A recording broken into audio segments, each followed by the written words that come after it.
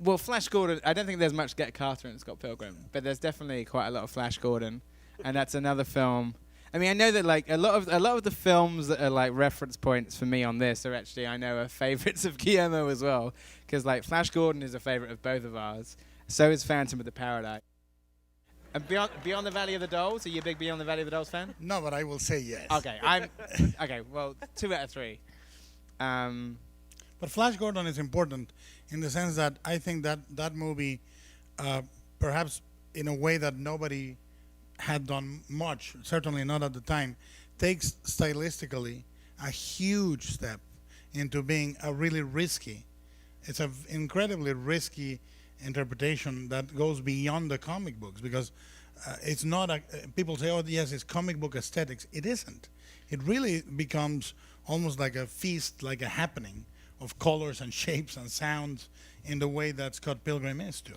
Well, I was always a big fan of the Batman TV series, but I also like Christopher Nolan's version, and I like Tim Burton's version, and but what was interesting is the Batman TV series became like a dirty word for about 30 years because it was perceived to kind of, and it probably did, make superhero films and TV shows less serious.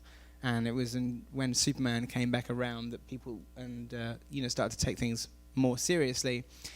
But that shouldn't take away from Batman the TV series being amazing. It was an amazing absurdist absolutely comedy, and it was everything from Cesar Romero's white mustache to the sound effects was, in my mind, was brilliant, and the Dutch angles as well, like sort of, and the fact that Batman was fat, which I always liked personally. I don't know why, but I did. But what's interesting about that is that I felt that feeling within kind of like the film community that like something like Batman Begins or Dark Knight is kind of like sort of given rave reviews, but like sort of Batman the TV series should be kind of like sort of thought of as a joke, and thinking, well, I think both kind of versions are right and true. Well, the beauty of interpretation of any myth or any comic is that if it allows to be riffed on in the right way, and even the most respectful of them will be sometimes not the right way.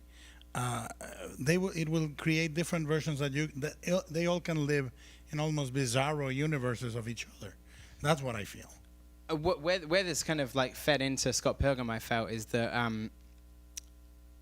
because of that, through like the 80s and 90s, right up to the present, like comic book movies had tried to achieve legitimacy by being more serious, and kind of the more serious they were, the more kind of they were real films, and like sort of the Dark Knight being the kind of the